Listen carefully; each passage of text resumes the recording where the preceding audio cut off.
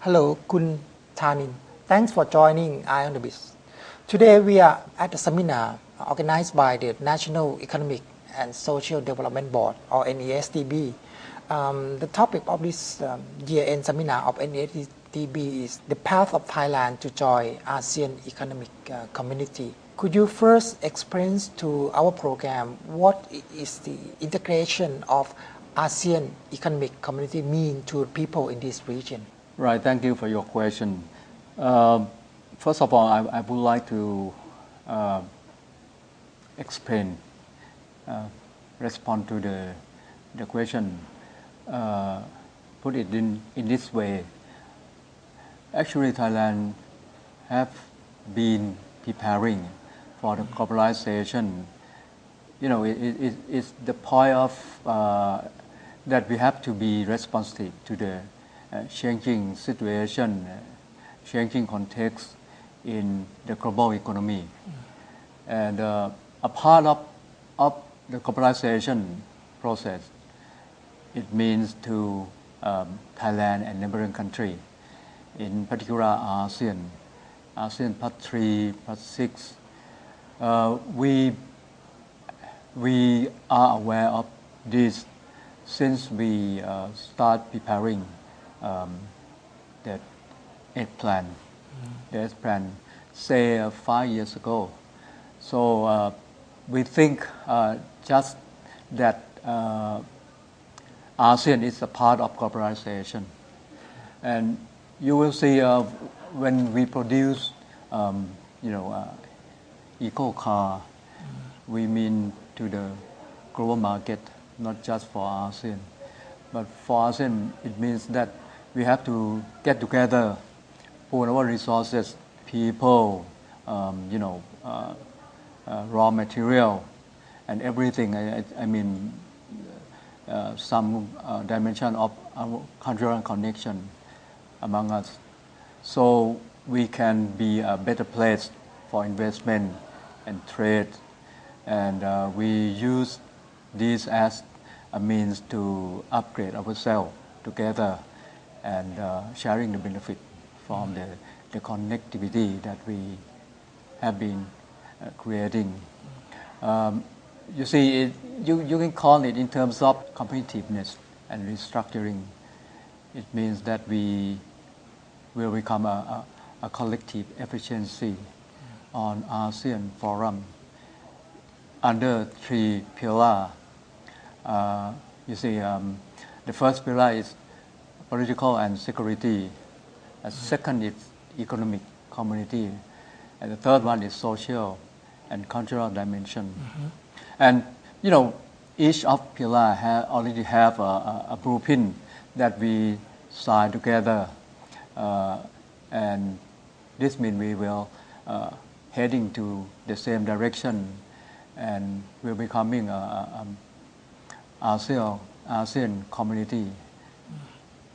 So, can you? Are you saying that in the integration into ASEAN Economic Community or ASEAN Community, they will integrate both the politics and security, economics, and also social and cultural dimension? So these 3 pillars will all be into the integration of the member. Right?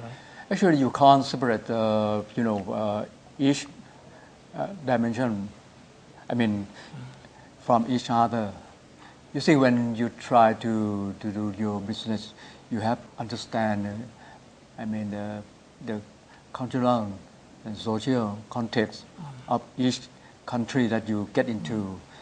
Even you try to trade with them, invest in the other country within ASEAN, you have to understand, not just for the rule and regulation. When you try to get into the market, you have to understand what they want, what kind of product that you have to produce. The taste may be different from one country to another. So it means that you have to combine, economic, social, culture dimension, and sometimes you have to understand politics as well in each country. Along the way, I think each country try to develop the country in way that they can, provide a security, social and economic security for their people. Once we can connect to each other and become stronger, so that's the way that each government in the member country can, have more opportunity to develop themselves, through the, collective efficiency. It doesn't mean that we connect each other to compete against one another. No, we just, make ASEAN as a better place for trade, investment, tourism, and so on. But I understand that we will the integration will make ASEAN more attractive to foreign investment. However, I guess that there will be certain kind of competition among the members as well. So how Thailand now stand among all the 10 ASEAN members in terms of our economic competitiveness, our education, or other aspects? If we base our analysis on IMD ranking. What is that? Sorry. IMD is International Management Development Organization based in Lausanne, Switzerland. And we use IMD and BVS for competitiveness ranking to, compare with each other. In 2013, Thailand ranked 27. It's a better place compared to last year, 30. 27 of what? Sorry. 60 country, and I think the best one is U.S. In terms of economic competitiveness.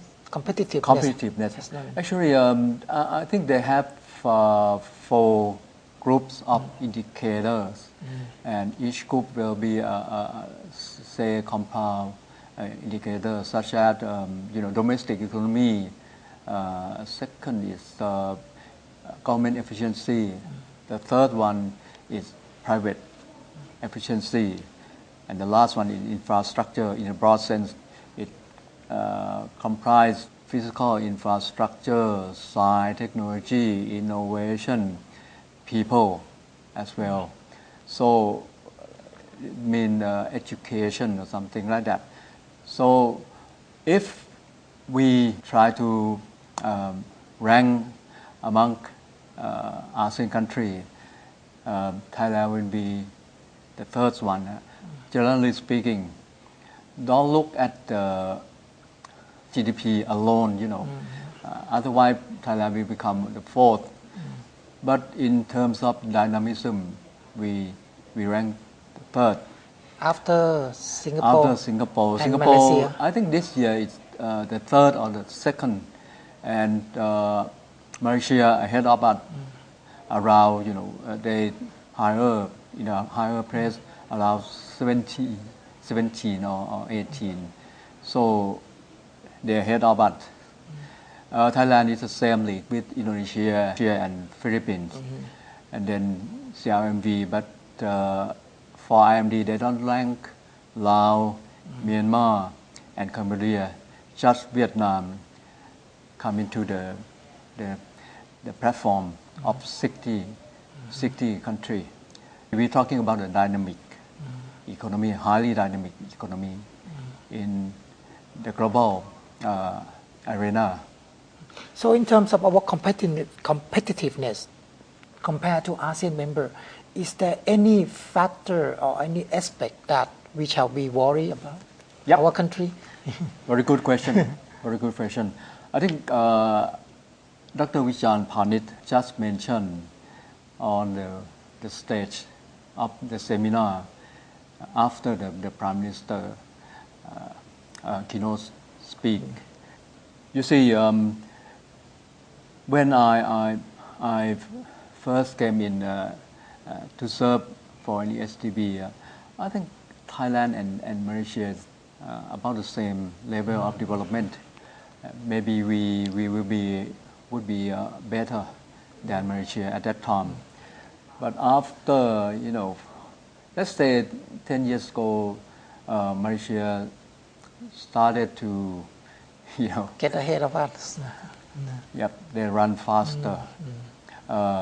If we, look into the detail, more in-depth analysis tell us that they, have invested very much in knowledge, technology, innovation.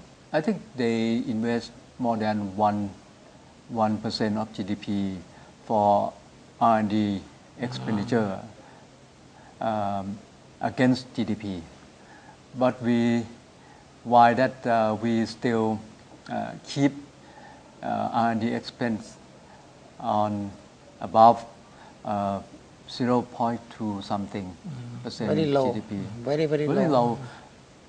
The point is, I still think that the investment from the private sector increased over a period of time, but we failed to catch up what the real figure that they invested, because the government, I think they don't respond to the measure that we try to convince them in terms of R&D investment, because through that we provide I think incentive to 100% of tax debate. Point is, we still have time-consuming process for the consideration and then return the tax to the investor. That's not very attractive, and sometimes a lot of documentation process. So once they invest, such as a big company like Toyota, Honda, and SCG follow the same path, or CP, they don't tell us what they are doing. So we fail to capture the real figure of R&D investment. I estimate that the government now invests about 60% of the total R&D expense, and 40% by the belong to the private sector. Yep. Okay. And for the time being, I think the government design, program and measure to support and induce more investment for R&D, and we mean to SME, because the big company can help themselves in this area. What we try is trying to support the medium-term enterprise to be more, innovative and proactive, to invest outside the country, to link the value chain back to our economy. So in this break, Khun Thanin has told us about the overall pictures of the integration of ASEAN Economic Community. In the next break, he will discuss in details about the connectivities of ASEAN members, how ASEAN is prepared for its connectivities among its 10 members countries. So please stay tuned with us in the next break of this chat.